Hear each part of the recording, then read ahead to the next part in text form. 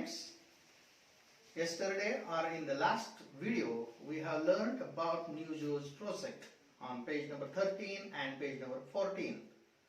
Look at the next point, next activity, pointers. The first activity on page number 15. Use your book, textbook, to learn that point. There are 4 pictures and before that some information is given there. Here are some figures from NewJoes project.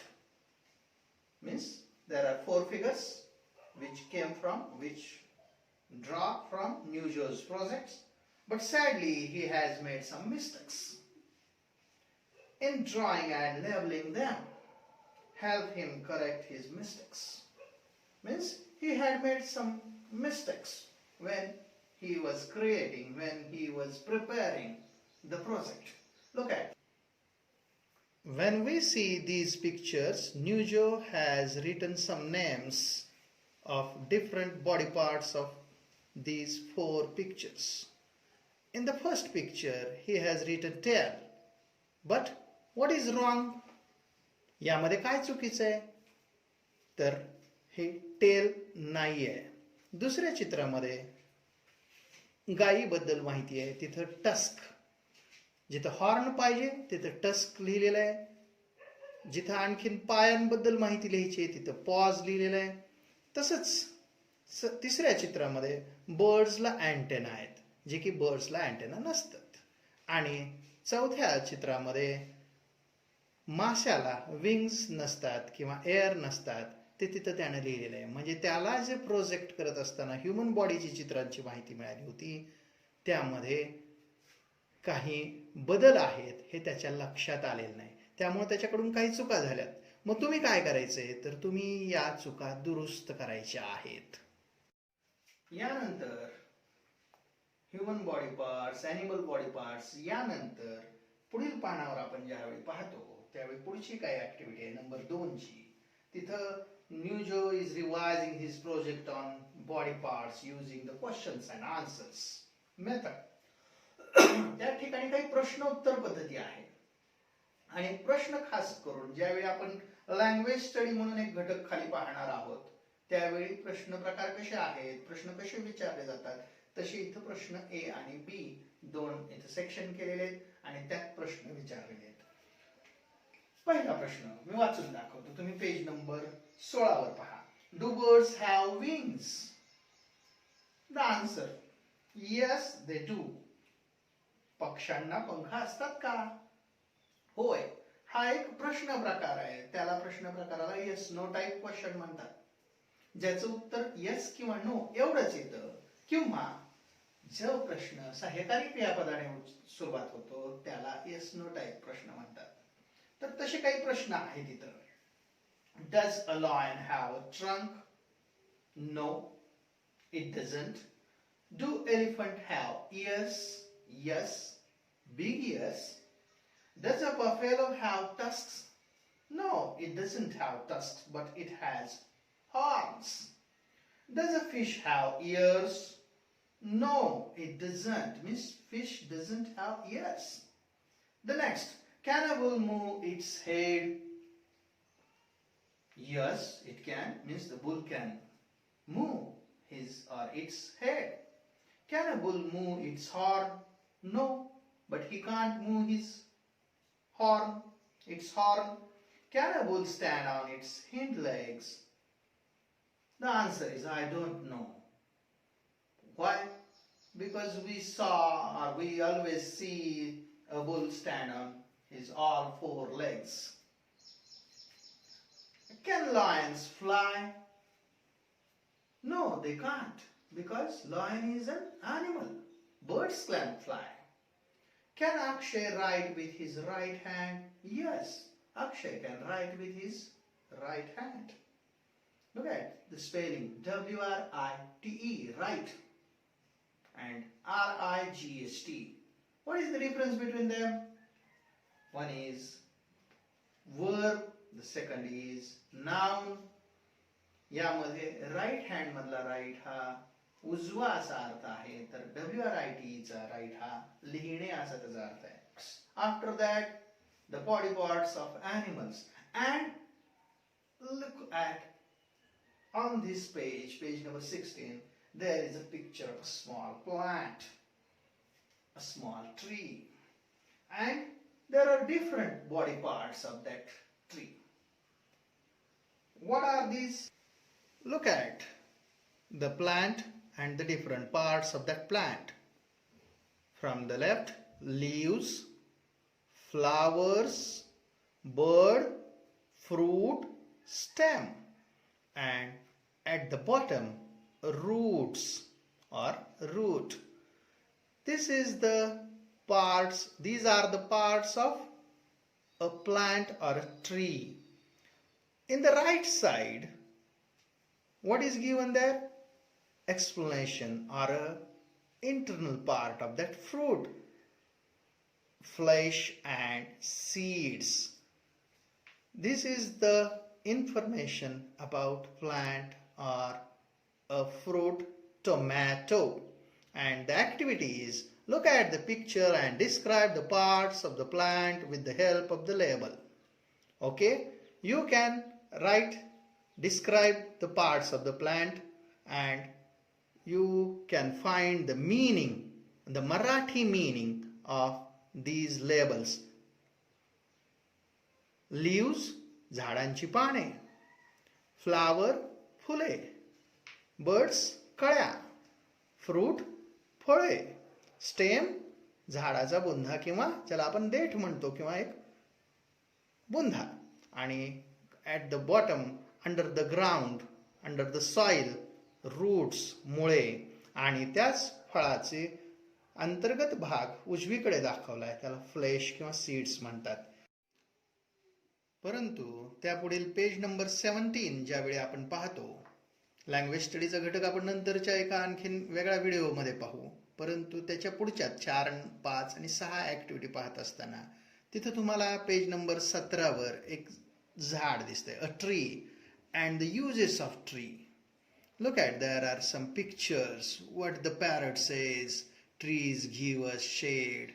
What the another small boy says, Bitu, come on up. It's fun sitting on the branch. Means this is the enjoying. After that, there is another animal there. I love to scratch the bark. And at the bottom, there is a boy. Bitu is sitting under the tree, and it's so cool and shady under the tree. Means he was too happy. Why? Because the atmosphere is very good. After that, another boy is there who was looking behind the trunk, and this tree trunk is huge. After that, in the right side, there is another small boy, spectacled boy. And he is thinking, I found an earthworm and a caterpillar. Means these are the different characters. But at the same time, activity number 4 said that read what Tara and her friends are saying. Means this is the activity. Read it, just read it. And the next activity, which is activity number 5, put the following words in alphabetical order. So look at the blackboard. So look at this whiteboard. From this activity, what is meant by alphabetical order? Alphabetical order म्हणजे काय? वर्णानुक्रमे लिहिणे. जसं आपण क ख ग घ मराठीमध्ये म्हणतो, तसं इंग्लिशमध्ये A to Z, ABCD शब्दांची मांडणी या वर्णानुसार करणे, त्याला म्हणायचं अल्फाबेटिकल ऑर्डर. समजा एखादा शब्द आहे एरिया, एंड, पॅट, तर यामध्ये हे जे शब्द आलेले आहेत हे कसे लिहायचे, तर त्यातील पहिलं अक्षर पाहायचे. जर ते वेगवेगळं असेल तर ते आपण वर्णानुक्रमे मांडायचे. म्हणजे A to Z उच्चारत असताना कुठलं अक्षर आधी येतं, ए आधी येतं का ई आधी यामध्ये ए हे आधी येतं म्हणून 1 नंबरला एरिया हा शब्द येईल. त्यानंतर पी आधी येतं का ई आधी येतं अल्फाबेटिकल ऑर्डर मध्ये? आपण ए टू झेड म्हणत असताना तर ईच आधी येतं. A B C D E. P खूप पुढे आहे म्हणून हे 2 नंबरला येतं आणि हे 3 नंबरला येतं पॅट. तर अशा पद्धतीनं आपण अल्फाबेटिकल ऑर्डर मांडू शकतो. हा एक क्रम आहे. वर्णानुक्रमे लिहिणे असं त्याला मराठीत म्हणतात. आता पुढे एक तुम्ही पेज नंबर 17 वर जर पाहिलं तर तुम्हाला पुस्तकामध्ये ऍक्टिव्हिटी नंबर 5 मध्ये 1 नंबर काय काय शब्द आहेत त्यामध्ये? फोरहेड. दुसरा शब्द कुठला आहे? आयलीड. तिसरा शब्द कुठला आहे? आयब्रो. चौथा कुठला आहे? आयलॅश.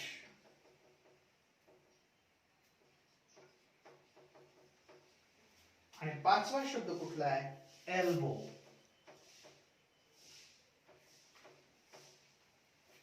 तर या 5 शब्दांना आपण अल्फाबेटिकल ऑर्डर मध्ये घ्यायचंय. आता कसं घेता येईल? तर हा एक शब्द आहे फोरहेड, हा आयलिड, आयब्रो, आयलॅश, एल्बो. तर आपण अल्फाबेटिकल ऑर्डरचा विचार करत असताना काय म्हणू? तर ए बी सी डी नुसार कुठला अक्षर आधी येत आहे? तर एफ येत नाहीये, ई येत आहे. पण ई एका ठिकाणी आहे का? नाही. अनेक ठिकाणी. किती ठिकाणी? 4 ठिकाणी. त्यावेळी आपण पहिलं अक्षर जर सारखं असेल तर दुसऱ्या अक्षराकडे पाहायचं. दुसरं अक्षर कोणतं आहे? वाय. इथं पण वाय, इथं पण वाय, इथं मात्र यल आहे. मग वाय तर 3 ठिकाणी सारखंच आहे म्हणून त्यावेळी तिसरं पाहावं लागेल. परंतु इथं आपल्याला क्लू मिळाला की हे यल आधी येत आहे वायच्या. म्हणून या 5 ची मांडणी करत असताना अल्फाबेटिकल ऑर्डर मध्ये हा 1 नंबरला येईल. आता 2 नंबरला कुठला घटक येईल? का तर वाय हे दुसरं अक्षर पण सारखं आहे. अशी अक्षर सारखी असली की आपण तिसऱ्या नंबरला जायचं. तिसऱ्या नंबरला कोणतं आहे? तर तिन्ही ठिकाणी ईच आहे. मग चौथ्या अक्षराकडे चला. चौथ्या अक्षराकडे इथे यल आहे, इथं बी आहे आणि इथं यल आहे. यामध्ये पण 2 अक्षर सारखे आहेत, यल आणि यल. मग त्यावेळी आपण पुढच्या अक्षराकडे जाऊ. पण त्याआधी आपल्याला एक क्लू मिळाला की इथं बी हे वेगळं आहे आणि ते यलच्या आधी आहे. म्हणून 2 नंबरला कुठला शब्द येईल? तर आयब्रो येईल अल्फाबेटिकल वर्णानुक्रमे मांडण्यामध्ये. आणि त्यानंतर आयलीड का आयलॅश ह्या 2 शब्दामध्ये पुढचं अक्षर जर पाहिलं तर हे आहे ये, हे आहे आय, हे मात्र वेगळं आहे. आणि इथं ए बी सी डी मध्ये ए आधी आहे, आय नंतर आहे.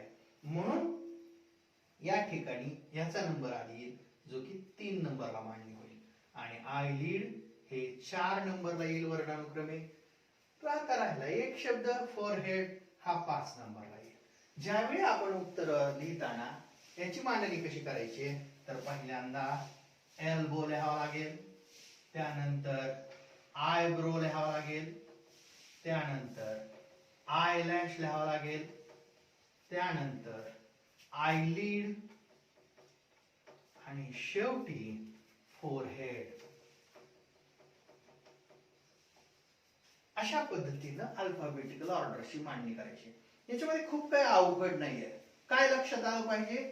तर ए टू झेड हे जे वर्ण आहेत, ही जी अक्षर आहेत, ही जी लेटर्स आहेत, त्या लेटर्सचा क्रम आपल्याला माहिती आहे, माहिती असला पाहिजे आणि त्याचा उपयोग करायचा आहे. कशासाठी अल्फाबेटिकल ऑर्डर शिकायचंय? तर अल्फाबेटिकल ऑर्डर शिकण्याचा उद्देश आपल्याला डिक्शनरी पाहता आली पाहिजे. ज्यावेळी आपण डिक्शनरी पाहतो त्यावेळी कुठलाही शब्द शोधायचा असेल तर तो लवकर सापडण्यासाठी अल्फाबेटिकल ऑर्डर माहित असणं गरजेचं आहे. अशीच आणखीन काही ऍक्टिव्हिटी आहे तिथं. आता फॉर एक्झाम्पल दुसरा चिक, चिन, चेस्ट, वेस्ट, रिस्ट याच्यामध्ये 3 अक्षरं ही सी पासून चालू झालेली आहेत, तर 2 अक्षरं ही डब्ल्यू पासून चालू झालेली आहेत. त्यामध्ये पहिल्या 3 मध्येच मग दुसरं अक्षर बघावं लागेल.